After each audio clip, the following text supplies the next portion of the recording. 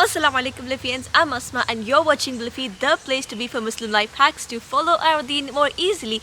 And in this video we will look at how to find Islamic friends that will get you to Jannah inshallah. There is a famous quote that says, "Show me your friends and I will tell you who you are." Because literally the influence our friends have on us is huge. The Prophet ﷺ also said that spending time with a good friend is like spending time with a musk seller, because we would either enjoy the fragrance of the musk or we would end up buying the good smell of musk from him.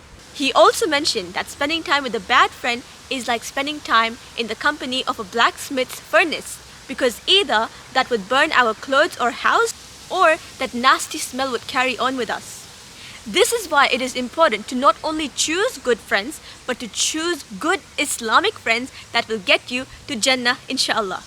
But how do we do that? That is exactly what you will be looking at in this video. So let's get right into it.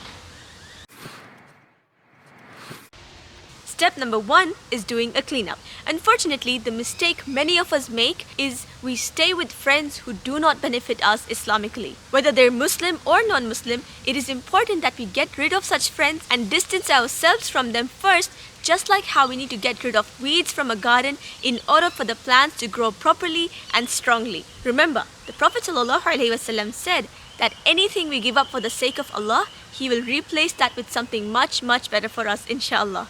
So don't worry about being alone, and in fact, being alone is much better than being in the wrong company. Now, how do we know what exactly is wrong company and what kind of people we should be distancing ourselves from? It's simple. These are the kinds of people we should be distancing ourselves from. Number 1, the kind of people that we do not pray together with. Number 2, the people who spend time doing haram activities. And number 3, the people who make you feel bad for becoming more religious. You know exactly who I'm talking about in your friend circle. Let's not deny it. Once you find better friends, this step of spending less time with the wrong company gets easier and easier inshallah. Step 2 is to go to places where you are more likely to find people who are Jannah minded, which means that they are practicing Muslims and their goal is Jannah. Think of places you will find these friends, and also think of places where you will not find these people. For example, you will not find practicing Muslims and Jannah minded Muslims at a club or a bar, but you will find them inshallah at Islamic events, masjids, halaqas, Islamic lectures, Islamic societies at uni, etc. And the key here is to start talking to them, introduce yourself and go from there. Step number 3 is to keep attending these places so that you keep seeing the same people over and over again. That way you spend more time with them, and with each passing time you get to know them better. That's how you become friends with them, because spending time with someone is the way to building a bond with them. Step 4 is to take this friendship elsewhere and start seeing these people outside of the place that you first met them, or outside of the place that you regularly meet them. For example, if you usually see this person at the masjid or in the Islamic society of your uni, then try to meet outside for breakfast, lunch, dinner, coffee or picnics inshallah. If you're comfortable, bring them over to your house and spend time hanging out together. Another thing you can do is to spend time together doing things for the community and for the sake of Allah.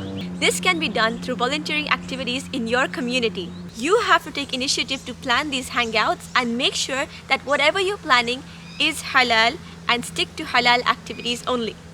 Make sure you're praying together at these hangouts, because remembering Allah together, regardless of whether you're praying individually or in a jama'ah, is important and is the key to strengthening this friendship. And if you want to know how to pray wherever you are, then check this video out.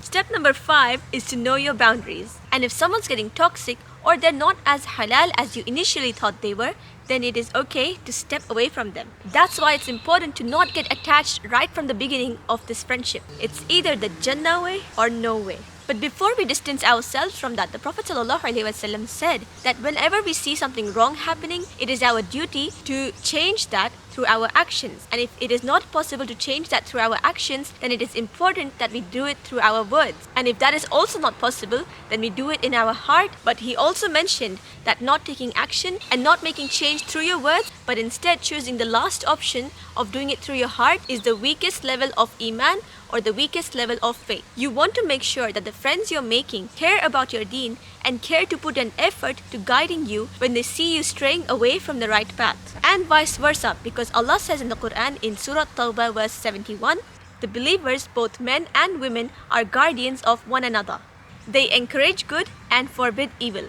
So you want to make sure that your friends are benefiting your deen and you're benefiting their deen. However, keep in mind that once you've done your part of reminding them, there is no obligation on you to change them, to bring them back to the right path, because it is Allah who guides and not us. So if you find yourself in this position of letting go and moving on from someone you don't think is benefiting you on your journey to Jannah, all you have to do is repeat these steps from step number 1 and keep going until you find your gang, inshallah. An important point to remember is that you do not need friends of the opposite gender to get you to Jannah. While it's okay to be professional and keep conversations straight to the point with them, we should be avoiding private and casual conversations with the opposite gender who are not our mahrams.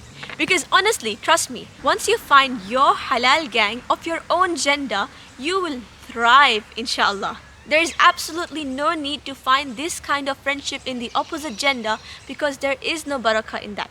I hope these 5 steps will help you in finding the friends that will get you to Jannah, inshallah. Make sure to share this video with your friends, especially if you know someone who is taking the steps to finding their halal gang, and inshallah you will have a share in their rewards if they benefit from this. As always, if you like this video, give it a thumbs up and subscribe for more content like this. Until next time, live your beliefs and stay tuned to Bliifee.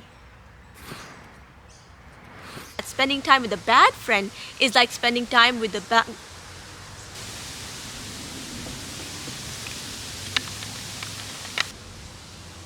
Is my voice echoing? Who cares? For example, if you only see them at masjids, or you have to take initiative to plan these activities and get these people. For example, if you usually see these people.